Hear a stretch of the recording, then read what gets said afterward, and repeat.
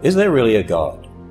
Actually, I certainly believe in God, and there certainly is a God. But it's not just any God. People talk about all sorts of gods, but there's really only one God, one true God.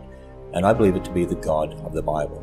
In fact, in the very first verse, it starts this way in the Bible. In the beginning, God created the heavens and the earth. And I believe that to be the true God, the creator God of the Bible. But how do we know that that's the true God? How do we know that there's a God? Well, the fact that we can do science to develop technology tells us there's a God. Well, why would that be so? Well, in science, we rely upon the laws of nature. We rely upon the uniformity of nature, that those laws will be the same tomorrow as they were yesterday, the laws of chemistry, the laws of physics, the laws of planetary motion, and so on. And we also rely on the laws of logic, that we can trust them. Well, why would there be such laws if there was a random universe? If the universe came about by chance random processes, then if those laws just evolved, how do we know they're not going to change tomorrow? Why should we rely on them? Actually, empirical science that built our technology was based upon biblical principles, that there is a creator God who set up the laws of nature and the uniformity of nature and the laws of logic so that we can trust them. You know, I remember a young man coming to me once and he said, "Sir, I listened to your lectures, but I still believe we got here by chance random processes." I said, "We got here by chance random processes?" "Yes, sir." Well, I said, "If we got here by chance random processes, then your brain evolved by chance random processes, right?" "Well, yes, sir." "Well, if your brain evolved by chance random processes, your processes of logic evolved by chance random processes, right?" "Well, yes, sir." I said, "Well, if your processes of logic evolved by chance random processes, you don't know they evolved the right way. Son, you don't even know if you're asking me the right question." To which he answered me and said, "Well, so what was that book you told me about?" Because he recognized, why would we have the laws of logic if it was just a random universe? So let's consider, for instance, the laws of chemistry. Let's look at DNA, that molecule of heredity.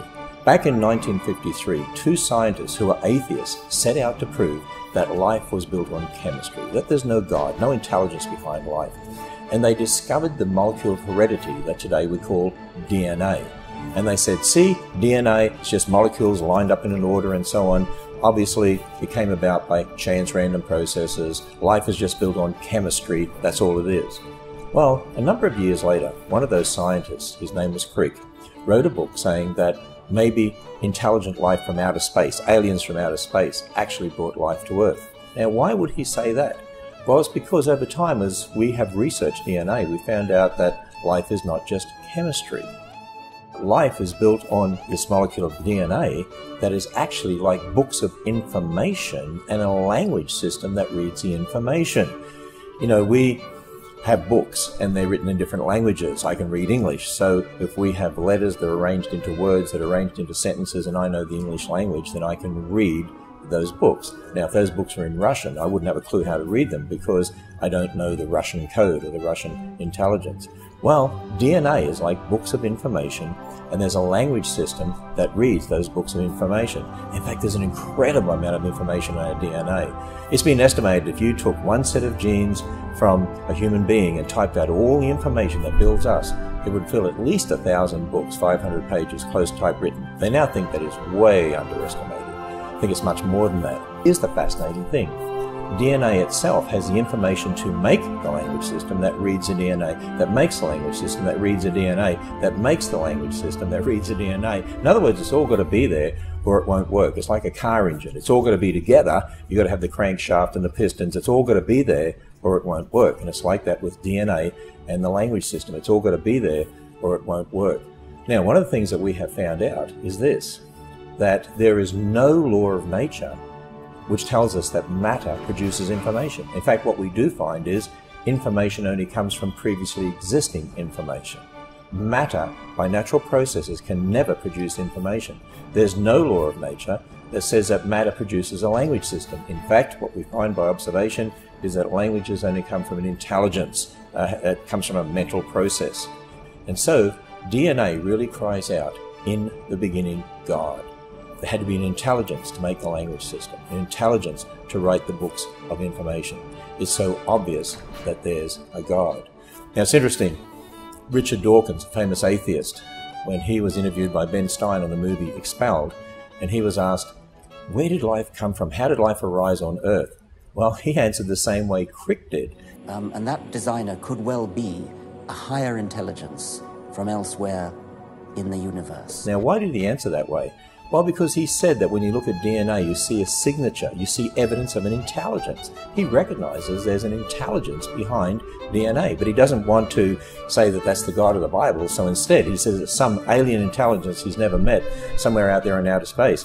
By the way, how did that alien intelligence get to that planet? Well, I suspect he would say another alien group somewhere brought life to that planet that then brought life to this planet. Well, where did that other alien group come from? Well, probably another planet where there are aliens, and so it goes on.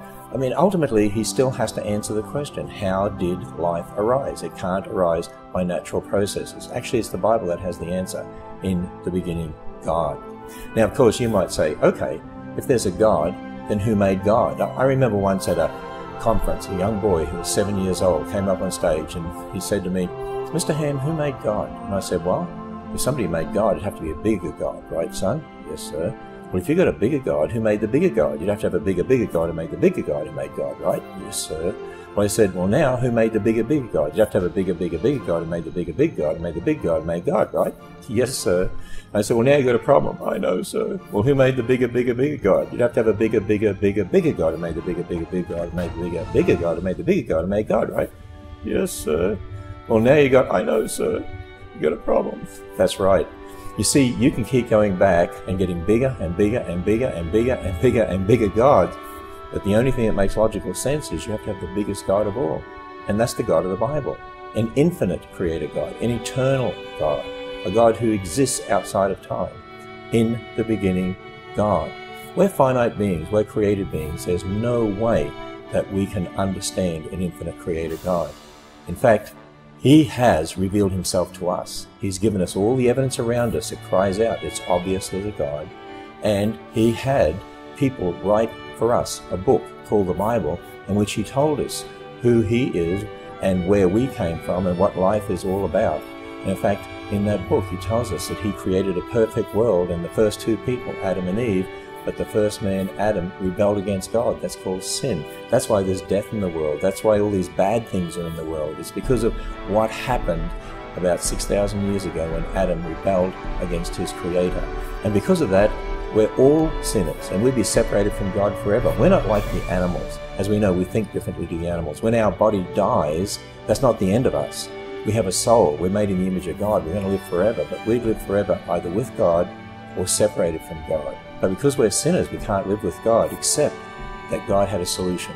He stepped into the history in the person of His Son to become one of us, to become a member of the human race, a perfect man. And then He died on a cross because death was a penalty for sin, was raised from the dead, and He offers a free gift of salvation for those who will receive it. So that's the good news. And that's the message of the Christian God. That's the message of Christianity. We call it the gospel message. It's a message that everyone needs to hear and respond to. And if you want to find out more about that, there is a church location system on this website and pastors who are ready to talk with you and answer your questions and talk more about the God of creation and the God of salvation. And because that's the same one creator God. And as well as that, on TrueLife.org, there are many videos that answer many other questions that you might have to help you understand the Bible really is true. It really is the Word of God. It really does tell you who you are, where you came from, what life is all about, the purpose and meaning of life. And I trust that every one of you will search things out very carefully.